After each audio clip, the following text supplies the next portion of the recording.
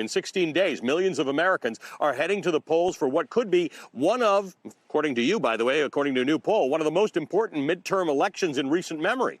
We saw a slew of election deniers up and down the ballot in at least 25 states. The fate of our very democracy. I say this all the time. I'm sure some of you are tired of it, but I guess if you're watching me, maybe you're not tired of it. The fate of our very democracy is actually at risk.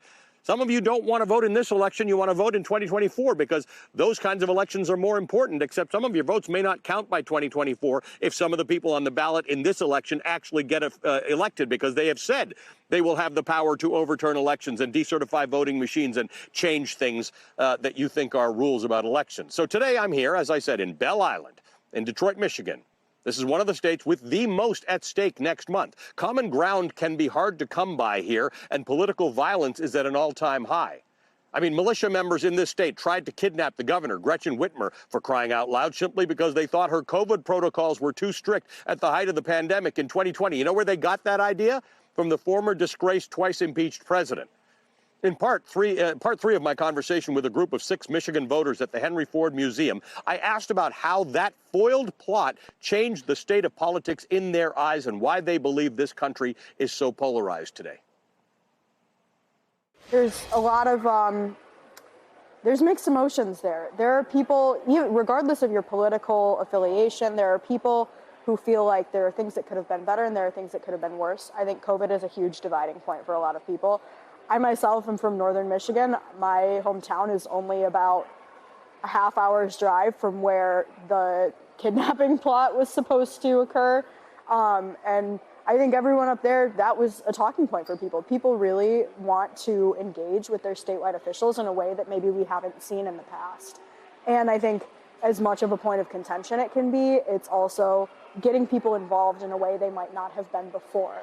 People, in the past, we've seen people pass over midterm elections or pass over statewide officials on their ballot, and that's not really happening anymore. We have a much heightened awareness of, why state government matters and why the people you put in state government are going to affect your day-to-day lives. People will forget that this whole kidnapping plot was, the proximate cause of this was actually COVID shutdowns, right? This is people who were in theory mad about Gretchen Whitmer, whatever they accused her of doing, shutting down the state. Talk to me about whether there's residual effect to that. Do mainstream Republicans think about this a lot? A lot of Republicans are probably just embarrassed by that particular behavior. I don't know anybody really that is supporting that kind of behavior. No.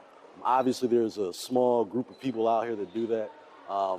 Most Republicans are about governance, good governance, being responsible. So when I see that kind of stuff, obviously a lot of Republicans move away from that. When you say most Republicans are about good governance, do you believe that statement to still be true? I believe it's still true amongst a lot of our elected officials. I think that obviously President Trump still has a lot of influence in our party, so they have to tiptoe around some of those issues. But I think overall, most Republican elected officials and a good portion of our grassroots are still people that are about good governance, and then the other things come after that. But good governance first and being responsible. It's never good in any situation to have a personality cult, whether it's in faith, whether it's in politics, whether it's in business, and for a number of different reasons. But so, I mean, for me, it makes it really easy because my litmus test is my candidate who is identifying as Republican, is that person somebody that is going to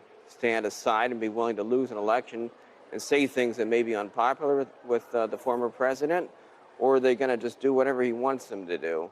And that really, in my mind, separates the wheat from the chaff when it comes to Republicans these days. The Republican Party will do itself a great service by being independent of one domineering individual, whether that was George W. Bush or Donald Trump.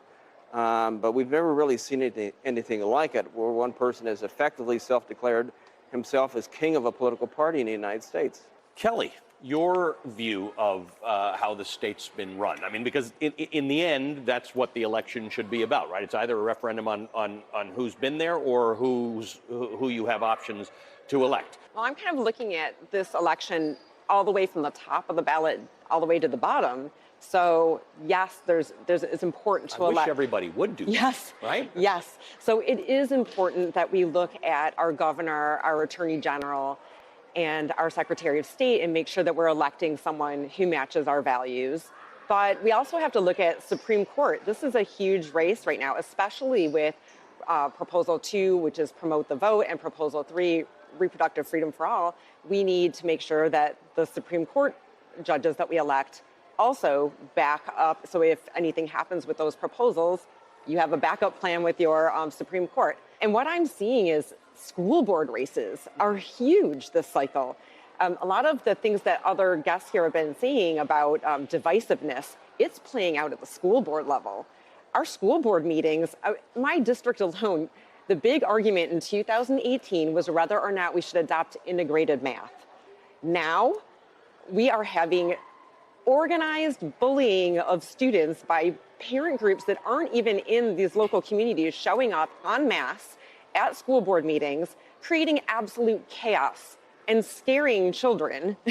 It's crazy. Us talking to each other, I think that we have to take the opportunity to do that at every chance, because that's the only way that we can get past the disinformation that is intentionally put out there. It's about trusting the relationships that we have and being able to talk to your friends, your neighbors, your coworkers about the facts, about the things that are actually happening. And again, there's 5,000 people that work in my plant, and we build the top trucks in the world. And we do that with the political running from the far left to the far right. You can't build a truck if I'm so worried about what the guy next to me is thinking about politics that I'm passing him a bad part.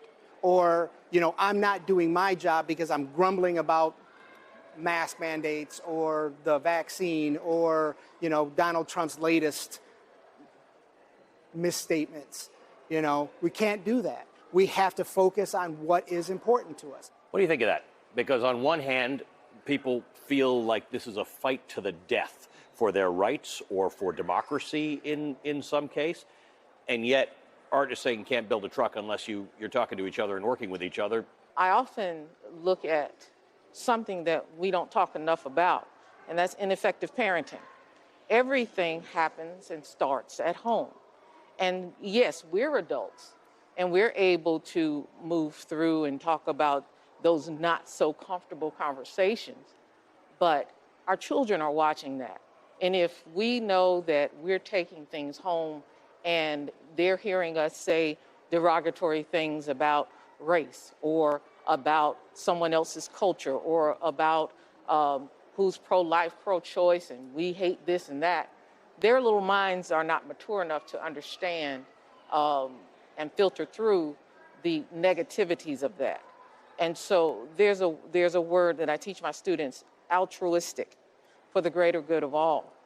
And when it comes to our communications, again, even though we're adults, we also may have some filters that we've got to work through.